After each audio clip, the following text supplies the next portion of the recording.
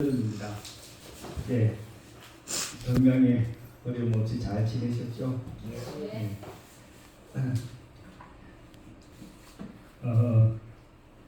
일주일 동안 시간이 참 빨리 갔습니다.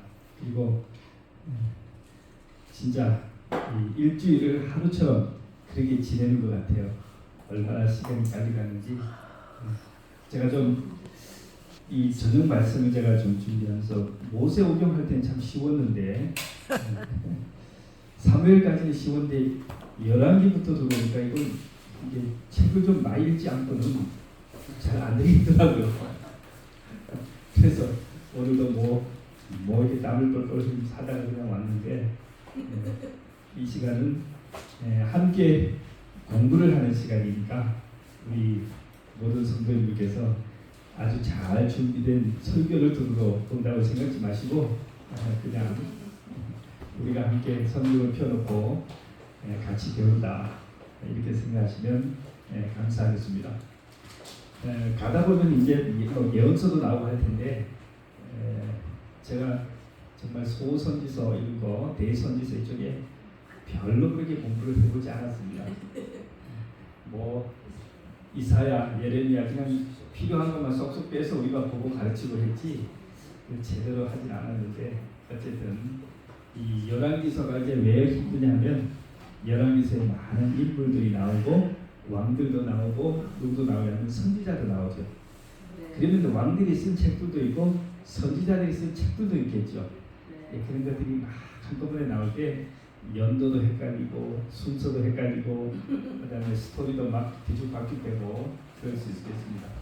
그렇지만 함께 노력해서 무엇간에 서로에게 유익이 될 수 있도록 그렇게 하겠습니다.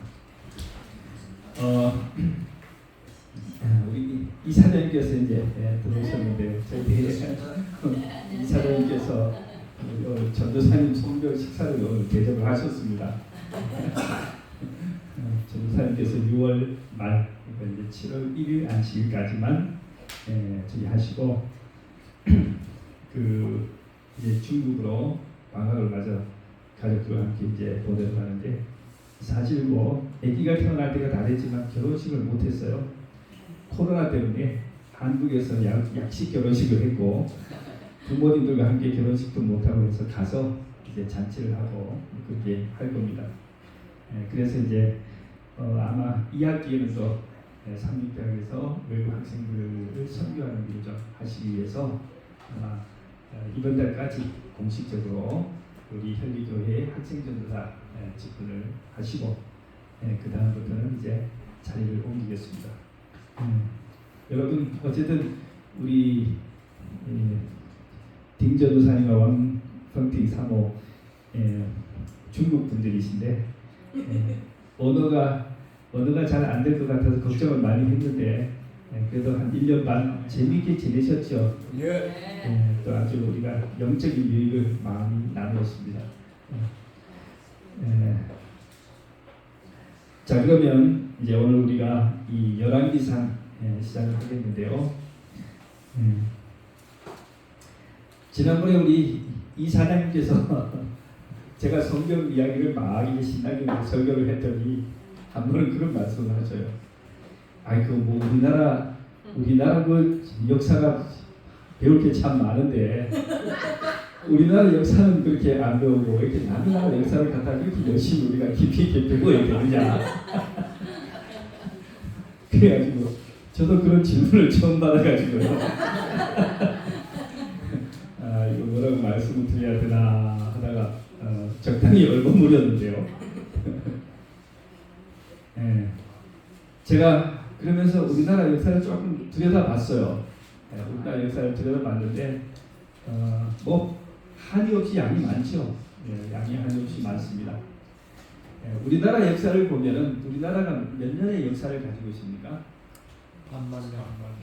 반만년이죠. 5천년이니까 5천년이. 5천년이죠.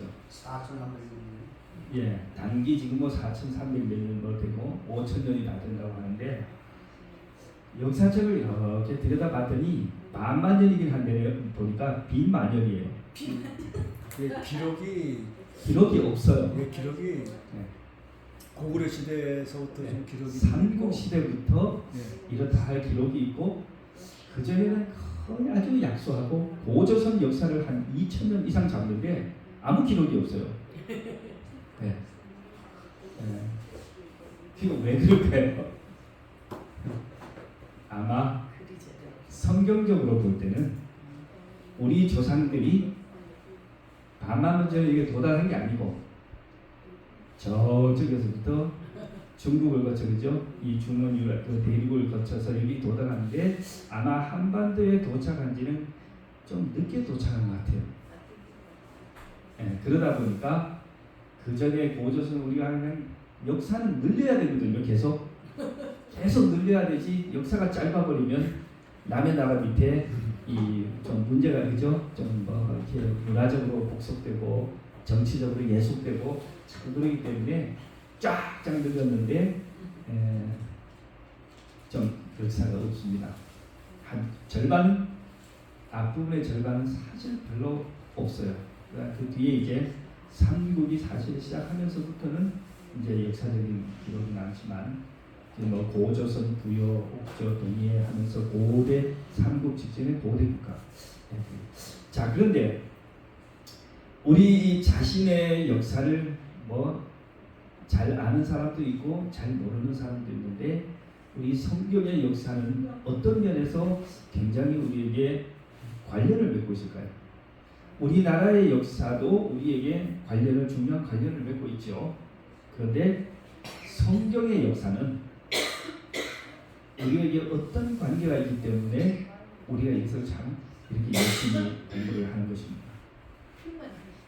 우리를 구원하러 오시는 창조주 하나님이 인간이 되시기 때문에 네. 그것을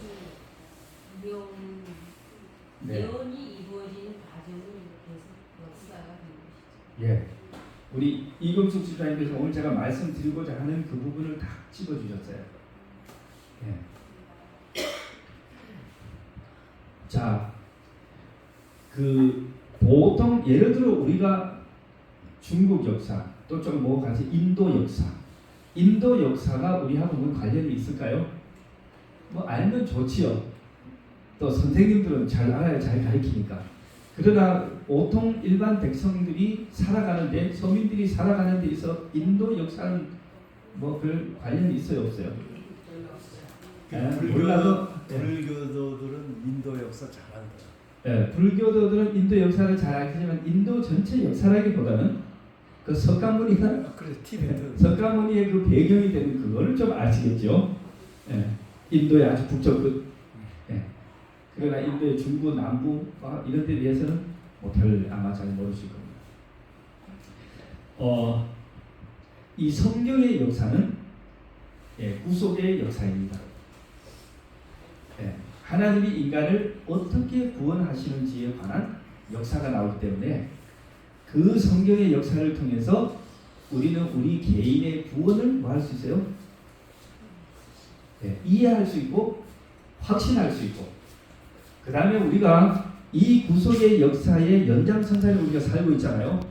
고대 단절되고 끝난 역사가 아니고 지금도 전개되고 있고 우리도 거기에 지금 동참을 하고 있기 때문에 앞으로 우리가 어떻게 어디로 갈지 어떻게 해야 할지를 우리가 이 역사를 통해서 배울 수 있는 겁니다. 그런 면에서 이 성경의 역사는 우리에게 굉장히 중요한 교훈을 가지고 있죠.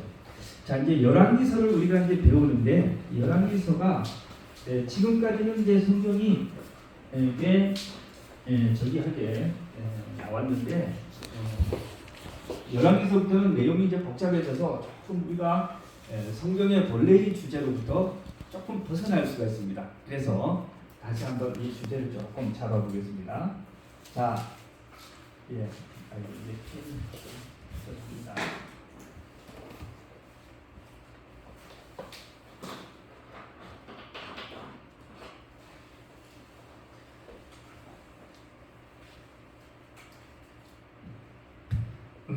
자, 하나님께서 천지를 창조하셨습니다. 창세기에 나오는 기록이죠. 그런데 인간이 하나님 창조하신 지 얼마 되지 않아서 타락하고 범죄했어요. 선악과를 다 먹고 범죄했습니다. 자, 인간이 범죄한 직후에 하나님께서는 하나의 예언을 주셨습니다. 약속을 주셨어요. 원래 먹는 날에는 하나님이 금하신 그 열매를 먹는 날에는 정령 죽으리라 하셨지만은 하나님께서 살 수 있는 길을 만들어 주셨죠. 그것이 무슨 약속입니까? 자, 우리 창세기 3장 15절을 한번 읽어보시겠습니다. 창세기 3장 15절.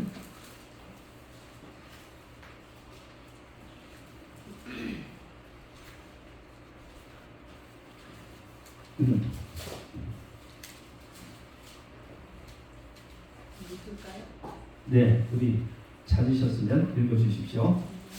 내가 너로 여자와 원수가 되게 하고 내 후손도 여자의 후손과 원수가 되게 하리니 여자의 후손은 내 머리를 상하게 할 것이요 너는 그의 발꿈치를 상하게 할 것이니라 하시고. 네, 감사합니다. 자, 하나님께서 뱀을 저주하셨어요. 이 뱀은 사탄입니다. 그런데 어떻게 저주를 하셨냐면 하나님께서 여인의 뭘 보내주겠다? 여인의 후손을 주겠다. 이 여인의 후손이 와서 뱀의 뭐를 깨겠다? 머리. 뱀의 머리를 뭐 하겠어요? 완전히 박살내죠. 박살내겠다. 이 말로. 제가 그저께 주말에 집에 가가지고 우리 그 집에 뭐 나무 이제 얘기하고 하는데 제가요 하루에 뱀을 2마리를 잡아주겠어요. 그 전에 또 갔을 때 또 뱀을 1마리인가 2마리 잡아주겠는데 그래서 뱀이 참 많아요. 제가 어릴 때 뱀에 물려가지고 죽다가 살아났어요. 초등학교 들어가기 전에. 그런데 뱀은 머리를 깨면 뭐예요? 끝이에요. 몸은 꿈틀꿈틀하지만 머리를 부셔가지고 그냥 숲속이나 나무에 던지면 이제 저거요 뱀은 끝입니다. 자, 하나님께서 뱀의 여인의 후손이 와서 발에 상처를 입고 뱀의 머리를 깨겠다라는 말은 이 여인의 후손이 와서 상처를 입지만 손과 발에 상처를 입었어요. 그렇지만 누구를 사탄을 뱀을 영원히 멸망시킬 것을 예언하셨잖아요. 네. 자, 그러면 이 아담과 하와는 이제 누구를 기다려야 합니까? 여인의 후손. 이 여인의 후손이 태어나기를 기다려야 돼요. 그래서 아담이 자기 아내의 이름을 뭐라고 바꿔요? 하와로 바꿨어요. 원래는 여자였어요. 하나님이 아담에게 딱 데려왔을 때 아담이 뭐라고 했어요? 여자라 하리라 그랬어요. 그런데 이 하나님께서 이 약속을 주신 다음에 이름을 뭘로 바꿨어요? 하와. 하와라고 불렀어요. 하와의 뜻이 뭡니까? 모든 산자의 어미. 하와. 그죠? 모든 사람자의 어미. 엄마라는 뜻입니다. 자, 아직 하와가 아기를 낳지 않았지만은 이름을 뭐로 바꿨어요? 아기 엄마라고 불렀어요. 엄마. 왜? 신앙 고백입니다. 아기를 낳아서 뭐에 후손을 얻어야만 구원의 길이 있습니다. 가능성이 있습니다. 그래서 이제 사람들이 계속해서 뭐 했어요? 여인의 후손을 기다렸어요. 아기를 낳을 때마다 뭘 기다려요? 여인의 후손이. 그래서 아담과 하와가 첫 번째 아들을 낳았을 때 이름을 뭐라고 지었어요? 가인의 뜻이 뭡니까?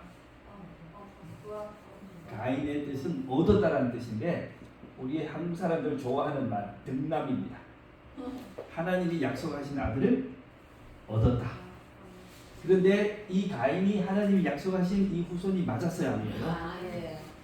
하는 걸 보니까 아니에요. 하나님을 대적하고 아주 맞아요. 그래서 아들 이름을 두 번째 아들 이름을 뭐라고 지었어요? 아벨은 뭐냐 하면 허무하다라는 뜻입니다. 허무하다. 그런데 이 가인이 아벨을 뭐 했어요? 죽였습니다. 그리고 나서 이 아담과 하와는 여인의 후손이 먼 미래에 올 것이라는 것을 그때 깨닫습니다. 처음에는 뭐 할 줄 알았어요? 곧바로 에덴 동산을 다시 들어갈 수 있을 줄 알았는데 아벨이 죽고 나서 이것이 아니라는 것을 알고 먼 미래의 일로 생각했습니다. 그래서 그 약속을 누구에게 계승하냐면 자기 아들 셋에게 계승을 하고 그 다음에 성경에 뭐가 나옵니까? 족보가 좀 나죠. 그죠? 누가 누구를 낳고 하면서 뭐가 나와요? 이 족보가 나옵니다. 그죠? 셋이 에노스를 낳고 에노스가 누구를 낳고 쭉 하면서 이 족보가 어디까지 가냐 하면 노아, 그죠? 노아까지 갑니다. 또 노아의 이야기가 쫙 나오다가 또 다시 뭐가 시작돼요?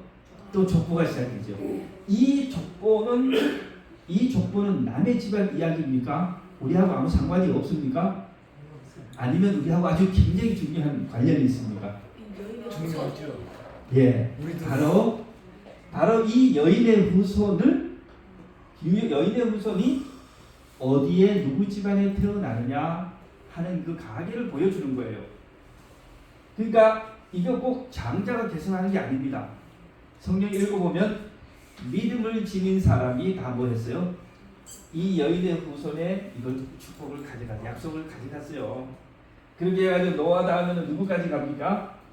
노아 다음에는 아브라함까지 가지요. 그 다음에 아브라함 다음에는 이제 이삭, 야곱, 요셉, 그죠? 야곱 때 이들이 어디로 들어가요? 야곱 때에 애굽으로 들어갑니다. 애굽, 이집트요.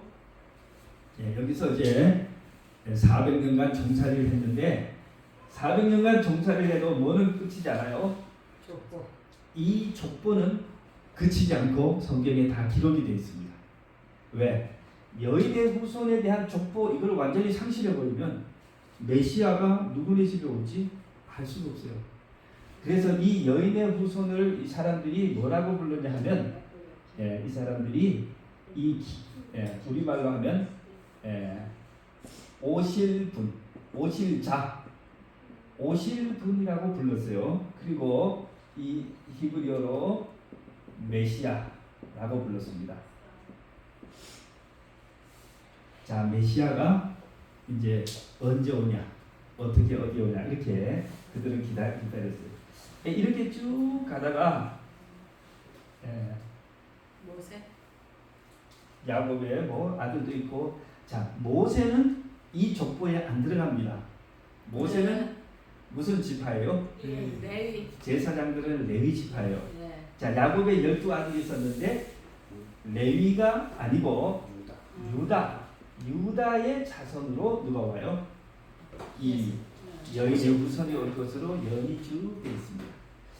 그렇게 쭉 가다가 하나님께서 이제 우리 성경에 룻기라든지 그죠? 이런 걸 보면은 이미 그죠? 암시가 되는데 어쨌든 우리는 누구까지? 다윗.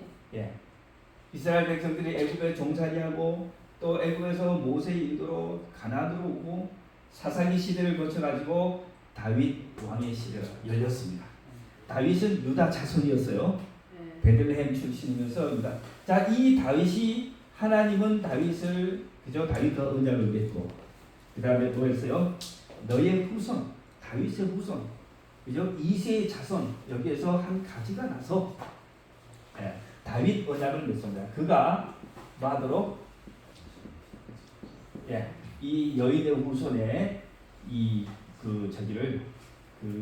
가계를 이끌. 가계 또는 이 성취하도록, 예언을 성취하도록, 계승하도록. 자, 그런 다음에 다윗 다음에는 누구예요? 우리가 이제 지난번에 배우신 솔로몬입니다. 솔로몬까지가 하나님께서 지금 예언하신 약속이 있는 그런 이제 족보입니다. 자, 다윗의 시대에 다윗 앞에 이제 사울이 왕이 됐는데 사울 시대에 이스라엘은 통일 왕국을 이루고 다윗의 시대에 이제 아주 큰 왕국을 이루었습니다. 그런데 다윗이 이제 나이가 들어서 죽게 되자 누가 아들이 돼요? 솔로몬이 아들이 왕이 됩니다. 자, 여기까지가 이제 우리가 읽고 있는 여기가 경계입니다. 이 앞에 이야기가 사무엘 상하. 그리고 이 솔로몬부터가 이제 뭐가 돼요? 열왕기 상하. 자, 그러면 여러분 열왕기 상하를 우리가 책을 읽을 때 열왕기 상 또 하 이 두 권의 책을 우리가 읽을 때 뭘 지켜봐야 되겠습니까? 네? 역시 이 족보. 무슨 족보? 여인의 후손을 탄생시킬 그 족보가 누구의 그죠? 족보를 따라서 계속 전수되는지 그거를 이제 잘 봐야 합니다. 네. 자, 그러면 이제 우리가 오늘 이제 이 구조를 좀 보겠는데요. 열왕기서는 원래 처음에 제가 말씀드린 것처럼 열왕기상, 열왕기하는 원래는 합쳐진 하나의 책이라고 했습니다. 하나의 책이 두 권이 아니고 나중에 나눴지만은 이 열왕기상하는 안에 보면은 이 다섯 책으로 다섯 부분으로 나눌 수가 있습니다. 자, 첫 번째는 1장에서 11장입니다. 열왕기상을 다섯 개의 구조로 이제 나누면 이렇게 됩니다. 자, 1장부터 11장까지는 뭐냐 하면은 솔로몬의 통치입니다. 솔로몬의 통치. 자, 말 그대로 열왕기상은 한 사람의 이야기가 아니고 무수히 많은 왕들의 이야기예요. 그렇기 때문에 여기에 솔로몬 혼자서 다 차지할 수 없죠. 솔로몬이 가장 많이 차지하게 돼요. 1장에서 11장까지. 그 다음에 두 번째 부분은 12장부터 16장까지입니다. 12장부터 16장까지는 이스라엘이 분열됩니다. 이스라엘의 분열.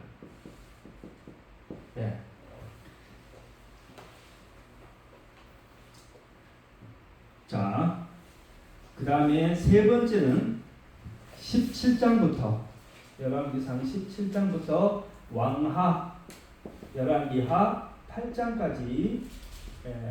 여기는 무슨 이야기일까요? 이스라엘이 분열됐잖아요. 네. 북과 남이스라엘, 북방 이스라엘 아니야? 선지자. 주다하고 벤자민이 네. 주다의 왕이 되는 쪽이 되고 예. 북방 이스라엘은 사마리아 쪽으로 가요. 예. 자, 여기는 두 왕국의 이야기입니다. 분열된 두 왕국의 이야기인데 분열된 두 왕국이 북방 이스라엘과 남방 유다. 남방입니다. 예. 두 왕국의 이야기인데 여기 이제 언제까지나 하면은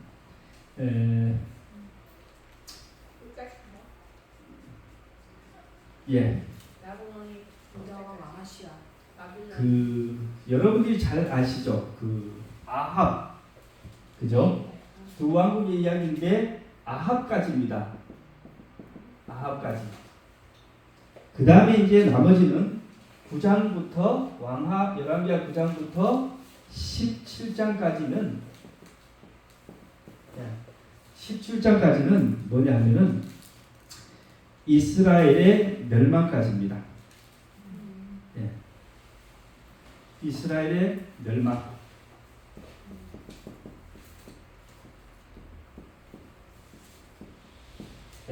그 다음에 이제 맨 마지막 18장부터 25장. 열왕기하 18장에서 25장까지는 누구 멸망이에요? 남방의 유다의 멸망. 이거는 북 이스라엘, 남 유다의 멸망. 이렇게 다섯 부분으로 나눠집니다. 자, 그러면 오늘은 우리가 요 나눠지는 다섯 부분의 내용을 간략하게 훑어보고 마치면 되겠습니다.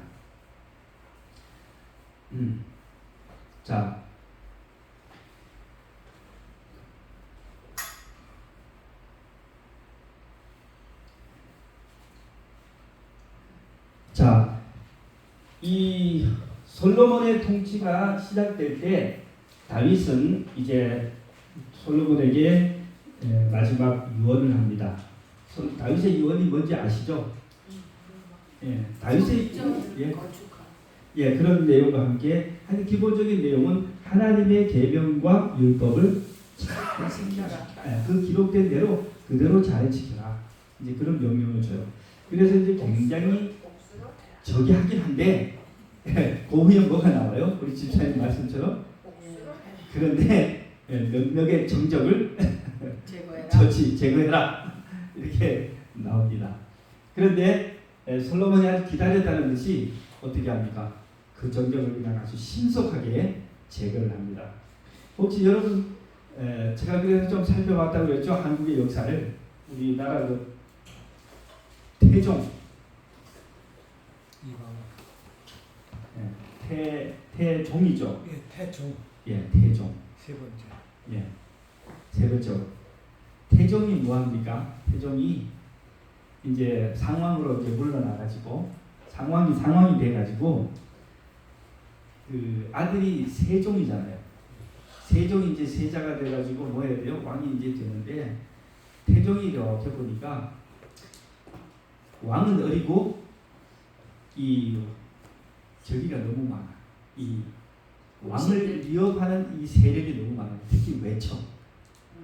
근데 그 외청이 공교롭게도 우리 심씨였어요. 심언이라고 하는 사람이 저거 했대요. 아주 뭐 그때 잘 나가는 사람인데 심언의 아버지가 이성계하고 같이 위화도 해군을 했던 장수예요. 그러니까 개국 공신이잖아요. 그래가지고 시몬의 그 형제들이 이제 그 아버지 그 아들들이 형제들이 나라에 아주 요직을 두루 차지하고 있었어요. 근데 이제 시몬이 또 사람이 잘났어요. 똑똑하고. 그래가지고 40세에 뭐 벌써 영의정이 되어버렸어요. 그런데다가 그러니까 세종의 장인이 된 거예요. 다른 이제 세종대왕하고 결혼을 해서. 그러니까 뭐 이 세종의 장인인 시몬이 학문에도 능하고 그 다음에 뭐 하여튼 그저 우리나라에서 좌의정보다 높은 사람 없잖아요. 높고 형제들이 다 궁중의 요직을 두루 차지하고 있는데 특히 젊잖아요. 40대 초반이니까 이 사람을 그대로 뒀다가는 세종이 제대로 못할 것 같아요. 그래가지고 이 태종이 아주 나쁜 깨를 씁니다. 시몬을 어떻게 하냐면 중국에 사신으로 파견을 해요. 사신으로 파견하고는 그 다음에 이제 뭘 하냐면은 그 시몬이 없는 사이에 이제 뭐 하냐면은 역적 처단을 합니다. 그래가지고 사람들 그 모아가지고 무슨 신하라는데 지난번에 이미 고문을 해가 자백을 받아 처벌을 다 했는데 다시 불렀어요. 그래서 다시 고문을 하면서 그때 그 역적에 가담한 사람 이름을 이제 계속 이제 추궁을 하는데 뭐 할 때까지 해요? 시몬의 이름이 나올 때까지. 시몬의 이름이 나올 때까지. 시몬의 이름이 나올 때까지 계속 고문을 하는 거예요. 이 사람 몇 번 죽었다 까부러졌다 하면서 마침내 이제 그 사람 이름을 그 사람도 그때 내 말이 옳다고 했습니다. 이제 한마디 해요. 그러니까 이제 됐다. 고문이 끝나고 다 재판이 끝났어요. 그래서 이제 처형을 하고 시몬이 이제 오는데 신의주에서 중국에서 발을 딱 넘어오자마자 뭐예요? 그대로 자포 승줄로 묶어가지고 데리고 와서 이제 고문을 하는데 시몬이 이제 영문도 모르고 이제 이실직고를 하라고 하는데 뭘 알아야 이실직고를 하죠. 그래가지고 이제 그 고문을 하는 사람이 답을 가르쳐 줍니다. 왕이 원하는 답은 이거라 이거예요. 그러니까 시몬이 이제 깨달아서 진작에 알아봤어요. 이제 상왕의 뜻이 이거였구나. 그래서 이제 자백을 하고 있지도 않은 자백을 하고 다 가지고 이제 몰살을 당해요. 자, 이 다윗이 죽기 전에 뭘 걱정한 거예요? 어린 솔로몬이 유약한 솔로몬이 왕이 됐을 때 자기를 따른 많은 신하들이 뭐 할까? 이 솔로몬을 괴롭힐까 봐. 그렇게 해가지고 뭐 했어요? 그래서 솔로몬에게 블랙리스트를 줍니다. 이 사람을 반드시 처단해야 된다. 그렇게 해가지고 뭐 시므이하고 뭐 몇 명 이렇게 주고 그렇게 해서 다윗이 솔로몬이 자기 형도 죽이고 또 이렇게 해가지고 왕이 그래서 그때 다윗의 유언을 들으면 굉장히 뭐해 보이는데 아주 은혜스러운 것 같은데 그 뒤에 이런 장면은 조금 어둡습니다. 어쨌든 솔로몬이 이렇게 해서 왕이 된 다음에 아주 잘했어요. 우리가 이제 솔로몬의 개인적인 이야기는 다음 주에 좀 하도록 하고요. 솔로몬이 이렇게 초기에는 아주 겸손하고 지혜롭고 왜 그랬어요? 하나님께 기도하고 하나님께서 지혜를 주시고 부귀 영화를 주시고 부국 강동을 할 수 있도록 모든 것을 다 해주셔가지고 그렇습니다. 자 솔로몬이 그래서 왕이 돼서 처음 한 것이 뭡니까? 성전을 짓죠. 성전의 구조가 쭉 나오고 그런데 이것은 조부분을 우리가 또 읽어보시면 되겠습니다. 자 그런데 솔로몬이 앞부분은 참 좋았는데 성전 건축이 끝난 다음에 뭐합니까? 여러 왕궁을 이제 짓고 뭐지 이런 장면이 나오면서 이 솔로몬이 그 이방 왕의 딸들과 결혼을 했다 그랬어요. 지난번에 우리가 그저 1000명이나 되는 아내를 거느렸다 그렇게 했습니다. 이 솔로몬은 굉장한 그 행정가이자 정치적인 적이다. 또 뭐였냐면은 이 굉장히 국제적인 그 국제교육이 아주 활발한 사람이었어요. 그래가지고 이 정략 결혼을 많이 하고 그 다음에 이 국제 무역을 하기 위해서 많은 이 솔로몬이 군대를 양성한 것도 자기의 그 무역로를 지키기 위해서 그렇게 했던 것입니다.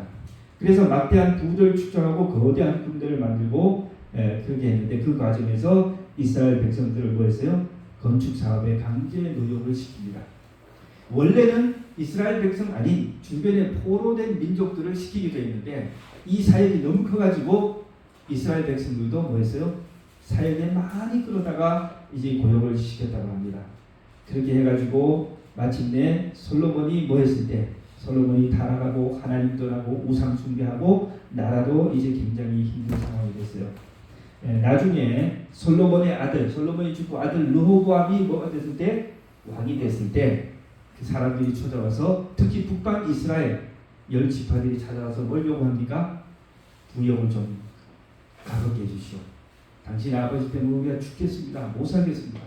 근데 솔로몬의 아들이 뭐했어요? 그것을 받아들이지 못하고 젊은 사람들 그 권고를 따라서 아주 강하게 대답을 합니다. 나는 아버지보다 더 심하겠다. 그렇게 하니까 바로 여로보암의 지휘를 받은 북쪽 지파들이 반기를 두고 10지파가 완전히 분리해서 그들만의 왕국을 이제 세웁니다.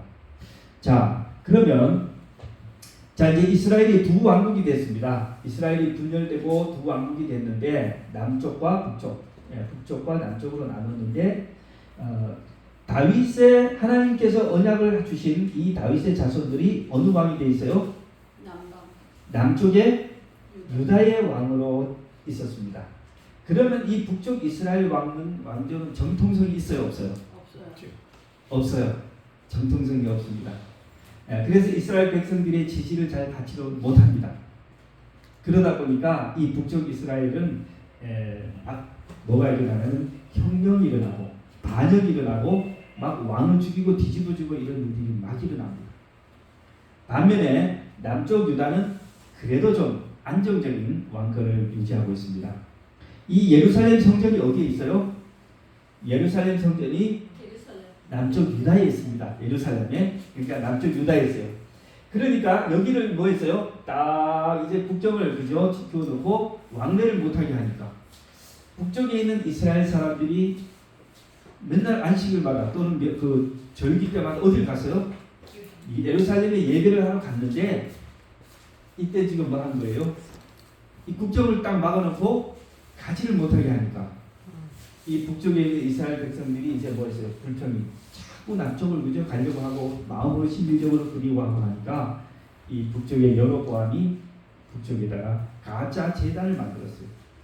너희들은 이제 이 신의 성배 남쪽 예루살렘 교회 가지 말고 여기에서 이 송아지를 만들어 놓고요. 이 송아지를 섬기하라 그렇게 했어요. 자, 그렇게 해서 이스라엘은 일찌감치 종교적으로도 부패하고 아주 우상숭배에 빠지고 많은 그런 문제가 생깁니다. 자, 어쨌든 이렇게 가는데 열왕기 상하는 이 왕들에 대해서 뭐 하냐 하면은 평가를 합니다. 예, 쓸만한 괜찮은 왕, 아니 나쁜 왕 이렇게 평가를 하는데요. 자, 여러분 이제 성경을 읽어 보시면 북방 이스라엘의 왕이 약 20명 정도 됩니다. 그리고 남쪽 유다도 멸망할 때까지의 왕이 한 20명 됩니다. 그런데 이 선지자들이 평가를 했는데 북쪽 이스라엘의 20명 가운데 선한 왕은 한 명도 없는 것으로, 단 한 명도 없는 것으로. 남쪽 유다에는 그래도 좀 종교 개혁을 좀 하면서 수많은 왕이 좀 있었는데 몇 명이 나왔을까요? 네?